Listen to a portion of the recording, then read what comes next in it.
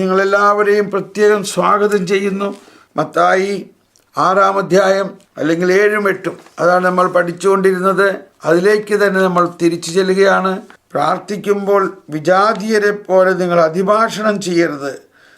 അതിഭാഷണം വഴി നിങ്ങളുടെ പ്രാർത്ഥന കേൾക്കുമെന്ന് അവർ കരുതുന്നു. വാക്യം 8, നിങ്ങൾ അവരെ പോലെ ആകരുത്. നിങ്ങൾ ചോദിക്കുന്നതിന് മുമ്പ് തന്നെ നിങ്ങളുടെ ആവശ്യം നിങ്ങളുടെ പിതാവ് അറിയുന്നു. കർത്താവ് വെളിപാടുകൾ നൽകുന്നത് പടിപടിയായിട്ടാണെന്ന് പറയാറുണ്ട്. പടിപടിയായിട്ട്. ഓക്കെ, നിങ്ങൾ ചോദിക്കുന്നതിന് മുമ്പ് തന്നെ നിങ്ങളുടെ ആവശ്യം നിങ്ങളുടെ പിതാവ് അറിയുന്നു. എന്താണ് ആവശ്യം? എന്താണ് ആവശ്യം? നിങ്ങൾ ചോദിക്കുന്നത് നമുക്ക് എല്ലാവർക്കും ഒന്ന് ചിന്തിക്കാം. എന്നിൽ വിശ്വസിക്കുന്നവൻ്റെ ഹൃദയത്തിൽ നിന്ന് പരിശുദ്ധാത്മാവ് ഒഴുകും. ഉണ്ടോ? പരിശുദ്ധാത്മാവ് നമ്മൾക്ക് വേണമെങ്കിൽ നമുക്ക് എന്തുണ്ടാകണം? വിശ്വാസമുണ്ടാകണം. അപ്പസ്തോലന്മാർ പ്രാർത്ഥിച്ച 2 കാര്യം. ഒന്ന്, അവർ പ്രാർത്ഥിക്കാൻ പഠിപ്പിക്കണേ എന്ന് പ്രാർത്ഥിച്ചു. കുറേ കഴിഞ്ഞപ്പോൾ മനസ്സിലായി പ്രാർത്ഥിക്കാൻ പഠിച്ചതുകൊണ്ട് മാത്രം പോരാ. ലൂക്കായുടെ സുവിശേഷം 11-ാം അധ്യായത്തിലാണ് പ്രാർത്ഥിക്കാൻ പഠിപ്പിക്കണമെന്ന് പ്രാർത്ഥിച്ചു ഈശോയോട്. അത് കഴിഞ്ഞപ്പോൾ ഇവർ പ്രാർത്ഥിക്കാനൊക്കെ പഠിച്ചു, പക്ഷെ അതുകൊണ്ടൊന്നും കാര്യം നടക്കണില്ല. അപ്പോൾ 17-ാം അധ്യായത്തിൽ അവർ പറഞ്ഞു, ഞങ്ങളുടെ വിശ്വാസം വർദ്ധിപ്പിക്കണേ. കണ്ടോ? വിശ്വാസം വർദ്ധിപ്പിക്കണേ. ഇൻക്രീസ് അവർ ഫെയ്ത്ത്. അപ്പോൾ ഈ ഡെവലപ്മെൻറ്റിലേക്ക് നമ്മൾ വരാനുള്ള ഒരു 2 കാര്യം ഇതാണ്. ഒന്ന് വിജാതീയരെ പോലെ നിങ്ങൾ അതിഭാഷണം ചെയ്യരുത്. എന്താണ് വിജാതീയർ നമ്മൾ തമ്മിലുള്ള വ്യത്യാസം എന്താ? വിജാതീയർ നമ്മൾ തമ്മിലുള്ള വ്യത്യാസം വിശ്വാസമാണ്. വിജാതീയർ എന്ന് പറഞ്ഞാൽ ആരാ? അവരും ദൈവത്താൽ സൃഷ്ടിക്കപ്പെട്ടവരാണ്. പിന്നെ എങ്ങനെയാണ് അവർ വിജാതീയർ എന്ന് പറയുന്നത്? പക്ഷെ അവർ ദൈവത്തിൽ വിശ്വസിക്കുന്നില്ല.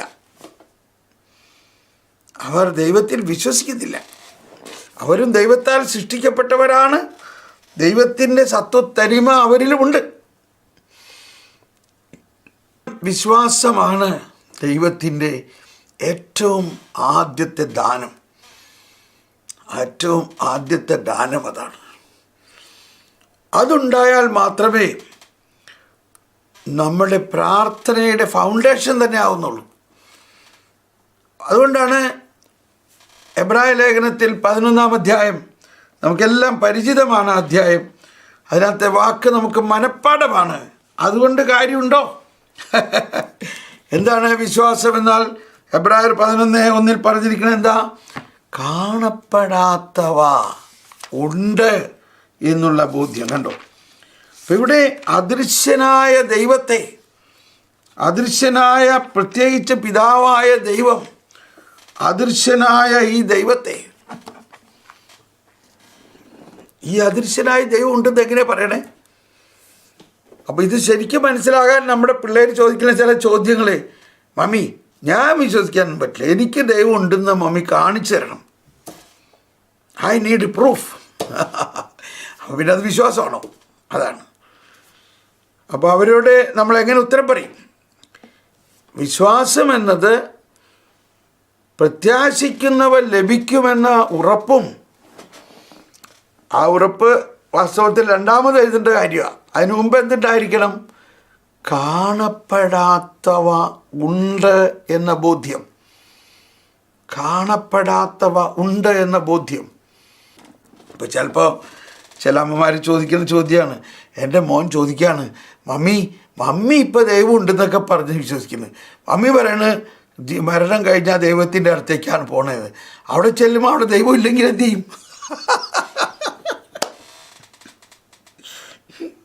മമ്മിക്ക് എന്ത് ഷുവറിറ്റി ഉള്ള ദൈവം ഉണ്ടെന്ന്?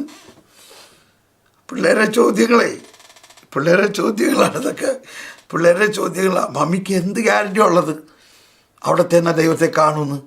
മമ്മി അപ്പടി ദൈവം ഉണ്ട് എന്നൊക്കെ പറയണ്. അവിടെ ചെന്നാൽ ദൈവത്തെ കണ്ടില്ലെങ്കിലോ?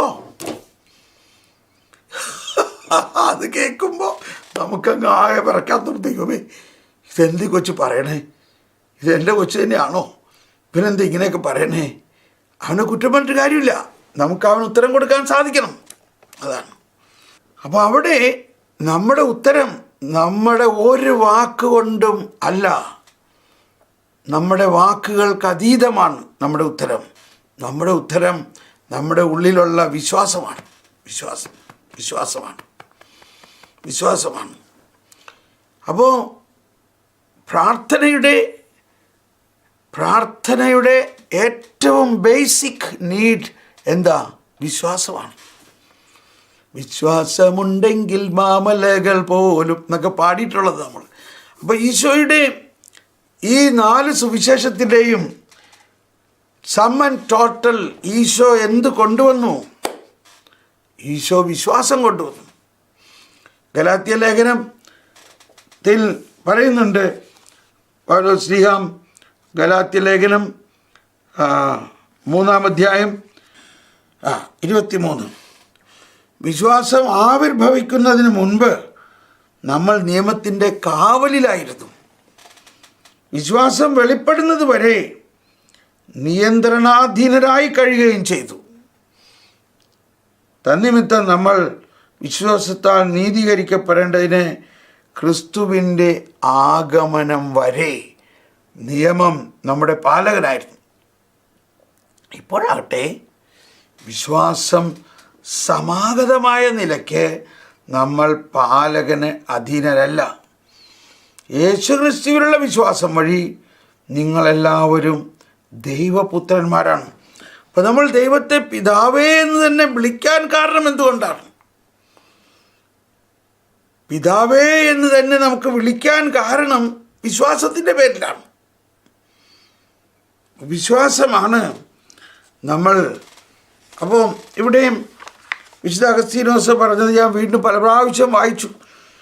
നമുക്കെന്താണ് അത്യാവശ്യമായിട്ടുള്ളതെന്ന് ദൈവത്തിന് അറിയാമെങ്കിൽ കണ്ടോ, പ്രാർത്ഥനയ്ക്കുള്ള മാനസിക അവസ്ഥ, ഓക്കെ, അതിനുശേഷം അതിലേക്ക് ചൊരിയപ്പെടുന്ന ദൈവിക ദാനങ്ങളെ സ്വീകരിക്കാൻ ഉണ്ടോ.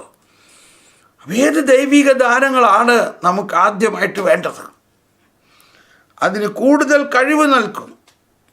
എന്തെന്നാൽ ദൈവം നമ്മുടെ യാചനകളുടെ വർദ്ധിച്ച ശക്തി മൂലമല്ല കേൾക്കുന്നത്.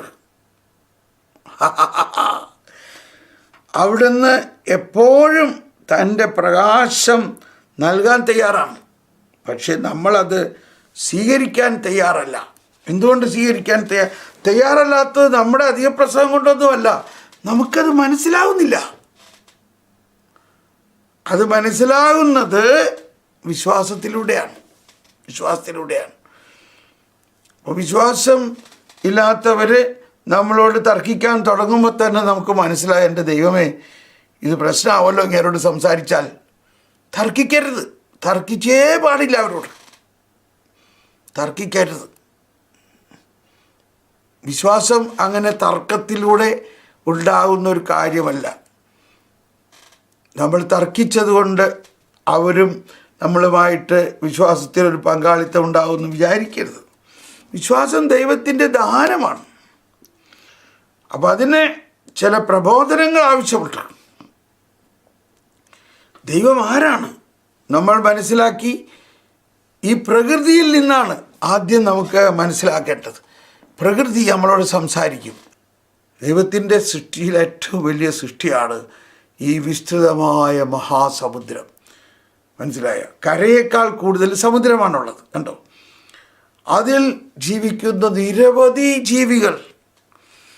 അതിനെക്കുറിച്ചൊന്ന് ചിന്തിച്ച് നോക്കൂ. പിന്നെ ഓരോ സൃഷ്ടികളെയും. അപ്പോൾ ബൈബിളിലെ പ്രധാനപ്പെട്ട ഒരാശയമാണ് സൃഷ്ടികളിൽ നിന്നുകൂടി ദൈവത്തെ മനസ്സിലാക്കുക. നമുക്കറിയാം, ജ്ഞാനത്തിൻ്റെ പുസ്തകം ജ്ഞാനം 13:5 പറയാണ്, സൃഷ്ടികളുടെ ശക്തി സൗന്ദര്യങ്ങളിൽ നിന്ന് അവയുടെ സൃഷ്ടാവിൻ്റെ ശക്തി സൗന്ദര്യങ്ങളെക്കുറിച്ചറിയാം. ദൈവത്തെ നമുക്ക്, ദൈവത്തിലുള്ള വിശ്വാസം, അവിടെ ദൈവത്തെ കാണാൻ പറ്റുന്നില്ല. പക്ഷേ ഈ സൃഷ്ടികളുടെ പ്രവർത്തനത്തിൽ നിന്ന് അതിൻ്റെ ശക്തി സൗകര്യത്തിൽ നിന്ന് നമുക്ക് കാണാം. സുഭാഷിതം 6:6 മടിയനായ മനുഷ്യ എറുമ്പിൻ്റെ പ്രവൃത്തി കണ്ട് വിവേകിയാകുക. മേലാളനോ കാര്യസ്ഥനോ രാജാവോ ഇല്ലാതെ അത് വേനൽക്കാലത്ത് കലവറയൊരുക്കി കൊയ്ത്തുകാലത്ത് ഭക്ഷണം ശേഖരിച്ചു വയ്ക്കുന്നു. കണ്ടോ? മടിയനായ മനുഷ്യ എറുമ്പിൻ്റെ പ്രവൃത്തി കണ്ട് വിവേകിയാകുക.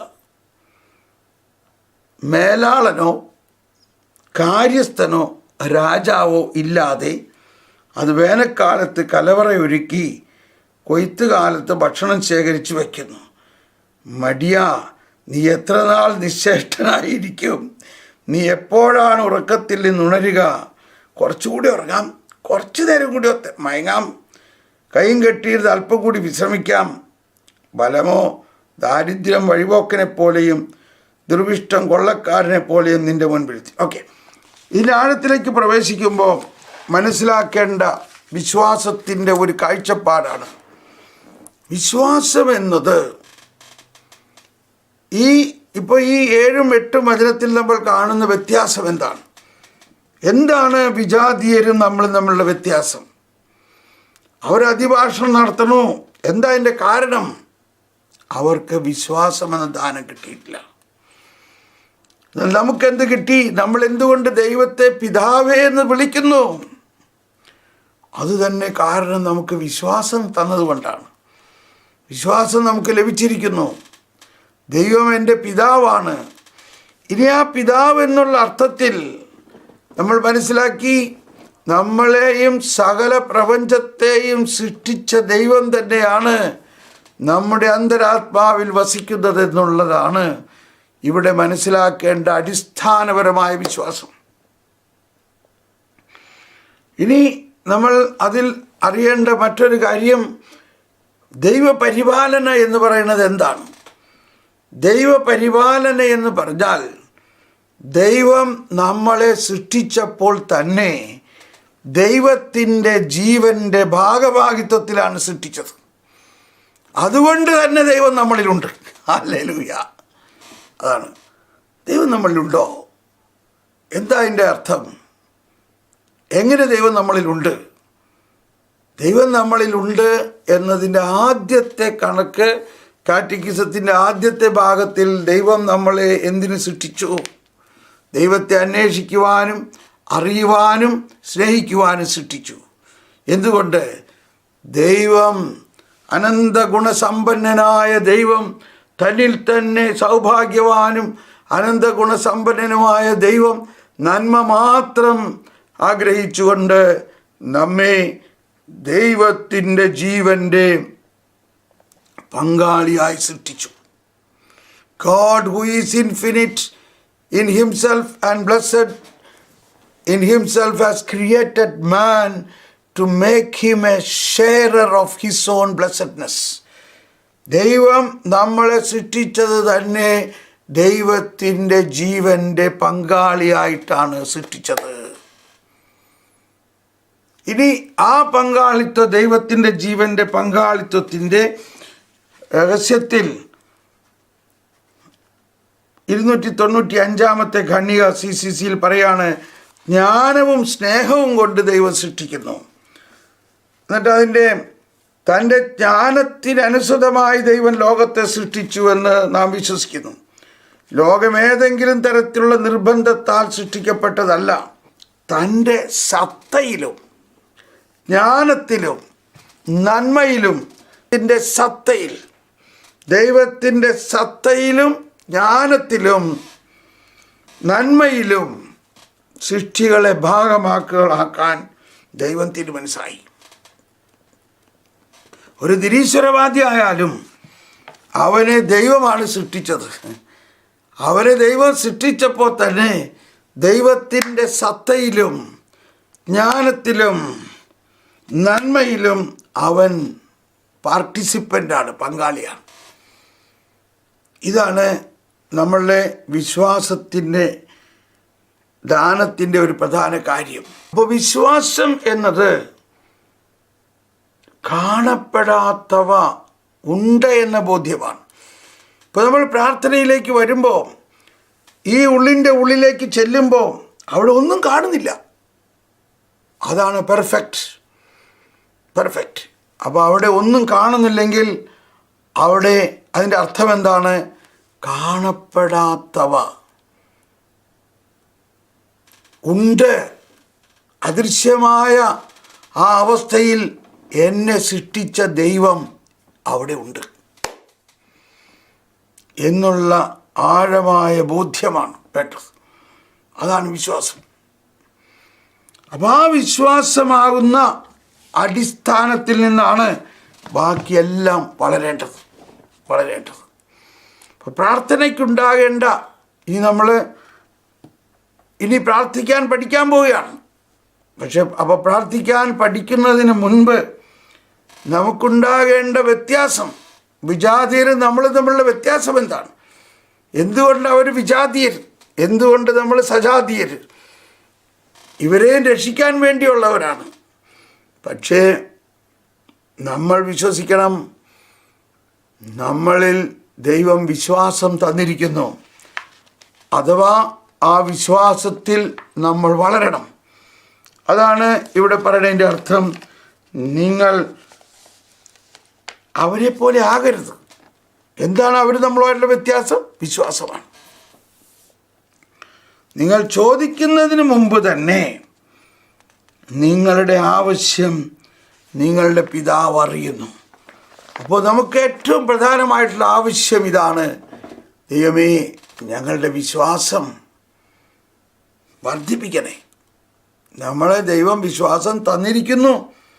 അതുകൊണ്ടാണ് നമ്മൾ ദൈവത്തെ പിതാവേ എന്ന് തന്നെ വിളിക്കുന്നത്. നമുക്കറിയാം ദൈവം നമ്മളിൽ ഉണ്ടെന്നറിയാം. അറിയോ ദൈവം നമ്മളിൽ ഉണ്ടെന്നറിയാം. ഒന്ന് അതറിയണം. അവർ ദൈവത്തിൻ്റെ ഉടമ്പടി ആദരിച്ചില്ല. 78:10. അവിടുത്തെ നിയമം അനുസരിച്ച് നടക്കാൻ കൂട്ടാക്കിയില്ല. അവർ അവിടുത്തെ പ്രവൃത്തികളും അവർ കണ്ട അത്ഭുതങ്ങളും മറന്നു കളഞ്ഞു. അവിടെ നിന്ന് ഈജിപ്തിൽ സോവാൻ വയലിൽ അവരുടെ പിതാക്കന്മാർ കാണുക അത്ഭുതം പ്രവർത്തിച്ചു. അവർക്ക് കടന്നു പോകാൻ കടലിനെ വിഭജിച്ചു. അവിടെ നിന്ന് ജലത്തെ കുന്നുപോലെ നിർത്തി.